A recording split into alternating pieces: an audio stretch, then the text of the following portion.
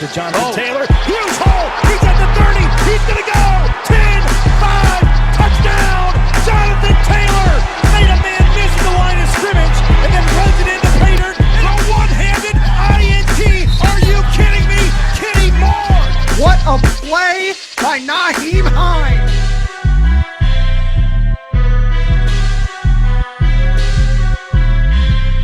Horseshoe is back, baby.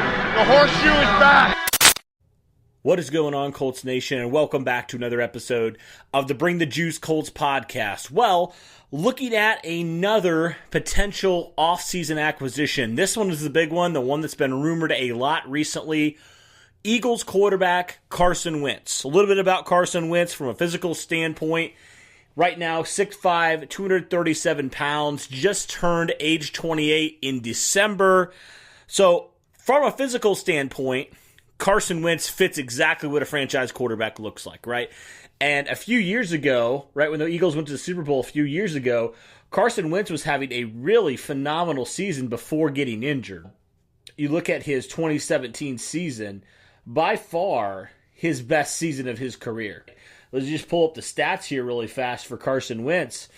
I mean, was phenomenal in the 13 games that he played, and it was 11-2 as a starter, threw for 60.2 completion percentage, 3,296 yards, 33 touchdowns, only 7 picks. So he was having an MVP type of season with the Eagles. Really, ever since then, it's been a struggle, a massive struggle for the Eagles the last couple years. I mean, especially in his 2020 season, by far the worst season of his career. I mean, he only played in 12 games, had under 60 completion percentage, 57.4, had 16 touchdowns passing to 15 interceptions, so not very good ratio there as well. By far the worst quarterback rating of his career with a 72.8. So you look at all these stats, and from a stat standpoint, it was a very ugly year for Carson Wentz. By far the worst year in his time with the Eagles. So I guess it's kind of like looking at Carson Wentz, kind of looking at the contract too is another thing that the Colts will have to kind of be careful of, right? I mean, in terms of the type of player physically that he is, the talent that he has, absolutely he fits exactly what the Colts are looking for. I mean, in a franchise quarterback. Right now, the Colts only have Jacob Eason under contract. So the Colts are definitely looking for another person to fill that franchise role this year. I think it's pretty obvious. And there's been a lot of rumors around the Colts and Carson Wentz. We know the Eagles kind of had a ridiculous asking price, and it seemed like maybe the Colts and some other teams kind of gave them the dial tone when they said, we want 2 first-round picks. Honestly, I don't know if I was the Colts, I probably wouldn't even give up the number 21, in my opinion. And also, it's been rumored as well, and again, these are all rumors, that Carson Wentz prefers the Colts over the Chicago Bears, who have also been rumored to be suitors potentially of Carson Wentz. So that kind of gives the Colts a little bit more leverage here to kind of maybe lowball the Eagles a little bit and not give them exactly what they want, which I think is good. And I think that's how it should be, honestly. What the Eagles were asking for was absolutely ridiculous. So if the Colts are able to give away a second or third round pick, which I think is totally doable now, I would totally do that. I honestly would do that because he has potential to be a franchise quarterback. He's only a few years removed from doing that. Yeah, the last couple of years haven't been good for him, but I would point to even Phillip Rivers last year, right? You look at the team around him, and you look at the team around Carson Wentz. Now, again, it is Carson Wentz's fault too, but it's kind of a similar, eerily similar kind of situation there, right? Where the team was just in shambles. Not a good year for either of those guys. And I kind of look at that potentially like that. I mean, we saw what happened with Phillip Rivers and Frank Reich compared to 2020, right? I mean, it was completely a turnaround, and the Colts went to the playoffs. So looking at that, Carson Wentz is still in his prime years. If you can get him for a lower type of price, you're going to have to take on that contract, right? That's another big thing that the Colts are going to have to be wary of if they did trade for Carson Wentz, because he signed a contract extension, I believe it was after the 2019 season. I have it pulled up here, kind of the details about that contract. He signed it in June of 2019, okay? So he signed it. It was a 4-year, $128 million contract. Average annual salary of $32 million per season, which is 8th overall in terms of quarterbacks after Patrick Mahomes and Deshaun Watson got their mega deals as well. And, kind of looking at in his contract there, it was $66.47 million of that was totally guaranteed there. And looking at it down the road here, right? So kind of looking at his contract here. So he cost the Eagles about $18.6 million in 2020 against the cap, right?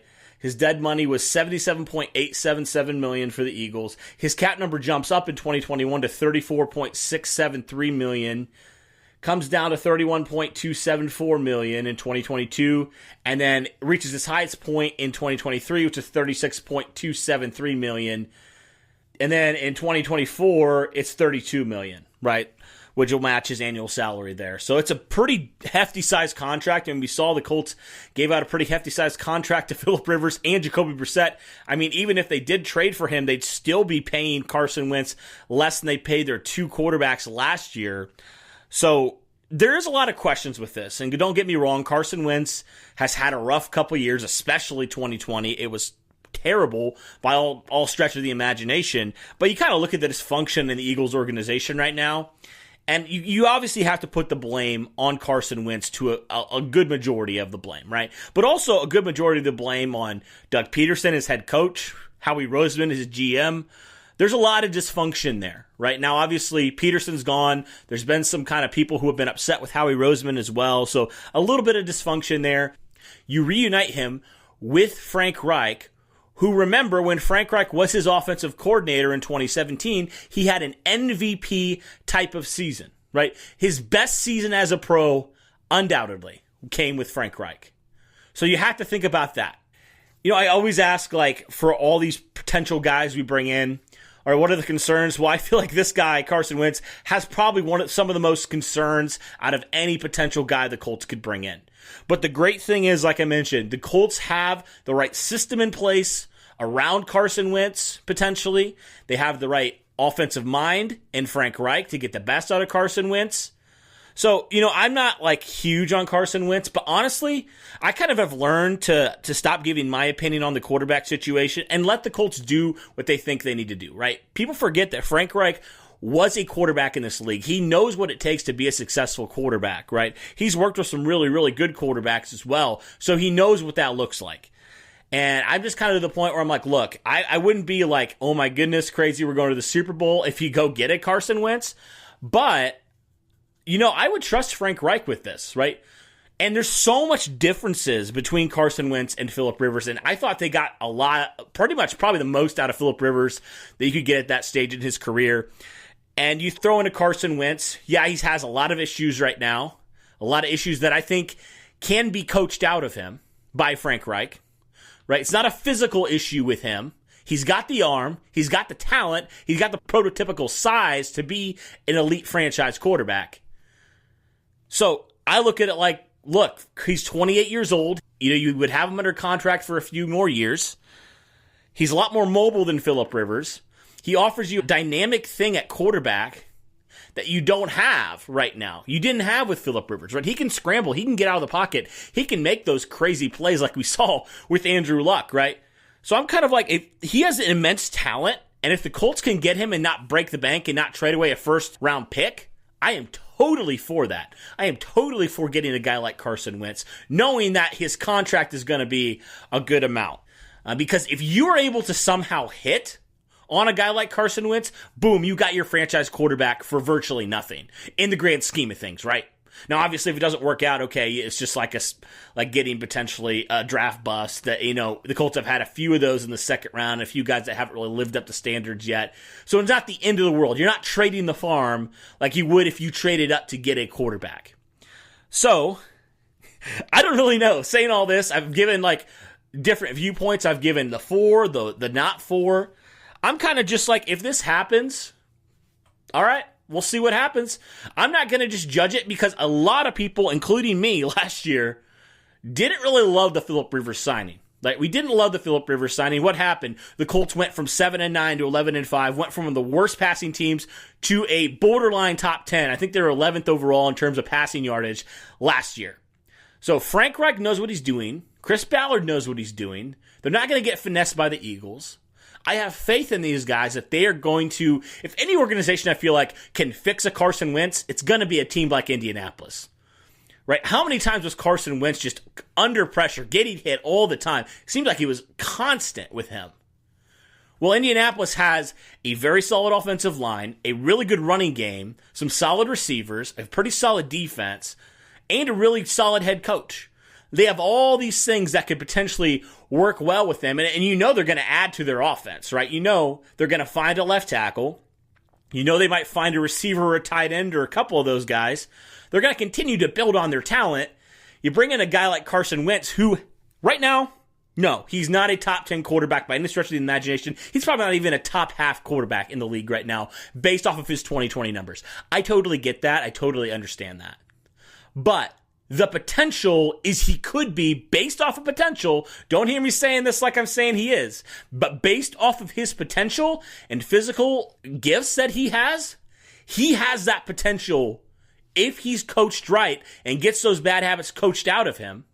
He has the potential for this to be a really, really good marriage between Indianapolis and Carson Wentz. It's just a matter of how much are the Colts going to be willing to give up.